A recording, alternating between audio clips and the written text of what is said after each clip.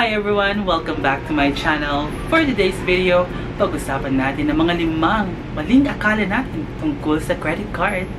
Excited na ba kayo? Panoorin!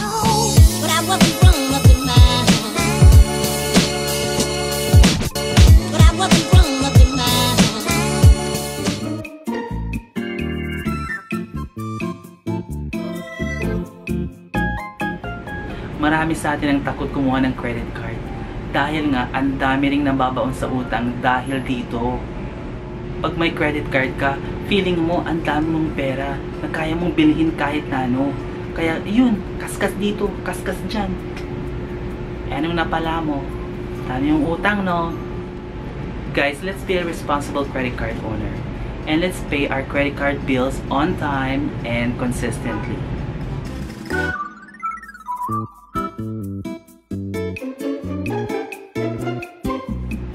Akala ng iba, pag binayadan lang nilang minimum balance, ay okay na, wala nang problema. Guys, maling-mali ito. Pag palagi natin itong ginagawa, your credit card bill will keep on growing month by month. Hanggang sa lumobo na. If you can make a full payment for a certain month, I would suggest paying the highest amount you can afford.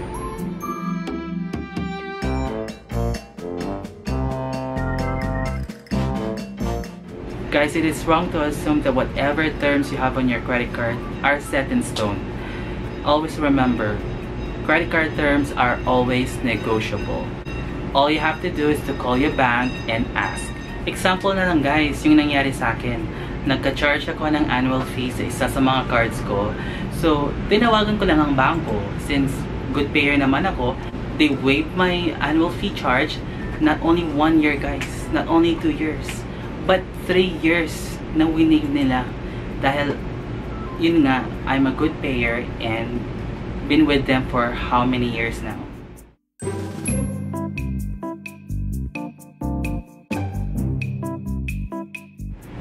Ang credit card hindi lang para sa mga mayayaman. Para rin ito sa mga low-income earners tulad natin. Always remember guys, ang bangko will always find a way to earn as much as they can. So marami ng mga credit cards na naglipa na napakababa ng requirements. So all you have to do is to visit the bank you prefer to credit card and submit the necessary requirements.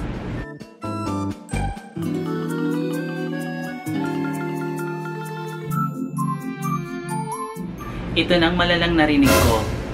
Makukulong ka daw pag hindi mo nabayadan ng mga credit card bills mo. But the truth guys, unpaid debt is considered a civil liability at hindi criminal. So long as hindi mo to ginamit para mangloko. Magkagayon man, I highly encourage everyone to pay our responsibilities. Paying your credit card debt will give you peace of mind, knowing that you don't owe anyone money. Hi guys! Thank you for watching my video. At kung nagustuhan mo, all you have to do is to hit the like button and subscribe for more videos like this. Goodbye!